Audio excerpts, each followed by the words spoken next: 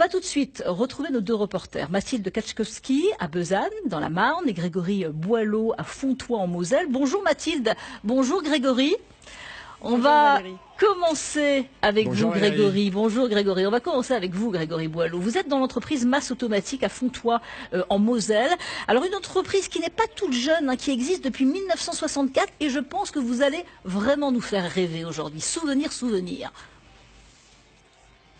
Ah, effectivement, Valérie, c'est une sorte de voyage dans le temps, un saut dans le passé que l'on vous propose ce matin pour cette première émission de l'année 2018. On va parler des jeux de café que l'on a tous connus évidemment dans notre jeunesse. Regardez, des flippers, bien sûr, des billards et autres baby-foot.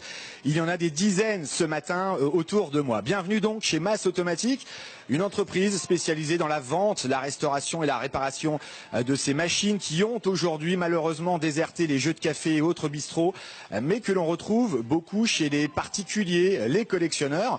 Alors cette entreprise a été fondée en 1964, vous l'avez souligné, et aujourd'hui ce sont les deux fils de l'ancien fondateur qui ont repris l'activité, Philippe et Eric Masse, deux véritables chirurgiens de ces machines. Rendez-vous compte, parfois il faut plus d'une centaine d'heures pour remettre parfaitement en état un flipper.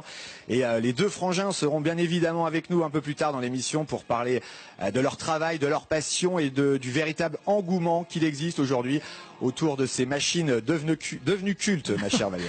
Et je sens que vous êtes heureux en tous les cas. Vous allez pouvoir faire quelques parties. Bon job ce matin. Bon choix en tous les cas. Ouais. Merci Grégory. Avec grand plaisir, on vous retrouve dans quelques minutes. Toujours en Moselle à Fontoy, dans l'entreprise Masse Automatique, spécialiste de la vente et de la restauration des jeux de café, les flippers, les billards et bien d'autres choses encore. Plein de belles choses, Valérie, à vous montrer ce matin en compagnie effectivement de Philippe Masse, l'un des deux dirigeants de cette entreprise. Bonjour Philippe, merci de nous accueillir. Bonjour. Alors vous avez repris avec votre frère l'entreprise créée par votre père en 1964. Vous l'avez repris vous au début des années 2000, c'est ça? Pourquoi vous avez fait ce choix? Ça vous semblait inévitable de prolonger vraiment l'activité de vos parents? Oui, tout d'abord, en 1996, j'ai décidé de reprendre l'entreprise familiale. Il fallait pas que ça s'arrête de toute façon, et puis il fallait donner une nouvelle vie aux jeux automatiques. Alors c'est plus du tout la même activité que celle de votre père. À l'époque, évidemment, c'était beaucoup de machines en exploitation dans les cafés. Aujourd'hui, c'est plus le cas. Expliquez-nous ça. La disparition des cafés, tout le monde voit que les cafés ont de moins en moins, et les jeux ont disparu également. C'est la raison pour laquelle on a pensé qu'il fallait les ramener chez les particuliers, dans une petite salle de jeu qu'ils allaient se préparer. Aujourd'hui, ça s'appelait beaucoup. Il y en a beaucoup qui, chez eux, se fabriquent une salle de jeu et vous achètent des flippers, des billards, des baby-foot. C'est ça aujourd'hui, vraiment. Il y a un engouement terrible autour de ça. Oui, terrible. On aimerait bien que ça soit même encore plus. On est prêt pour faire plus. Mais oui, en effet, c'est quelque chose qui reste toujours dans la nostalgie, donc qui plaît beaucoup aux gens. Alors, la machine phare, c'est peut-être les flippers. Vous en avez beaucoup. Il y a toujours des fabricants aujourd'hui. Il y a toujours des machines neuves, bien sûr. Ça se trouve encore.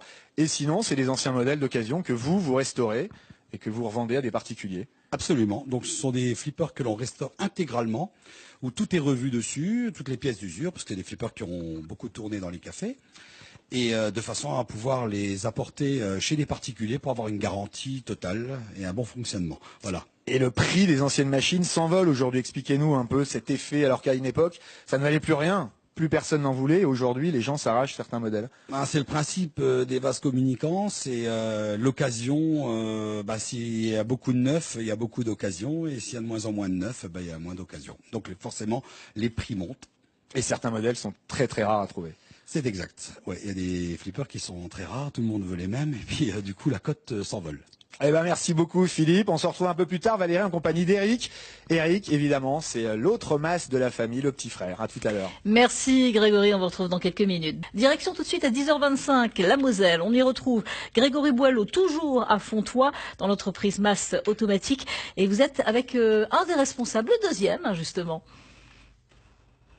Le deuxième frère, effectivement, en compagnie d'Eric Masse. Et nous sommes ici, Eric, au cœur de l'atelier.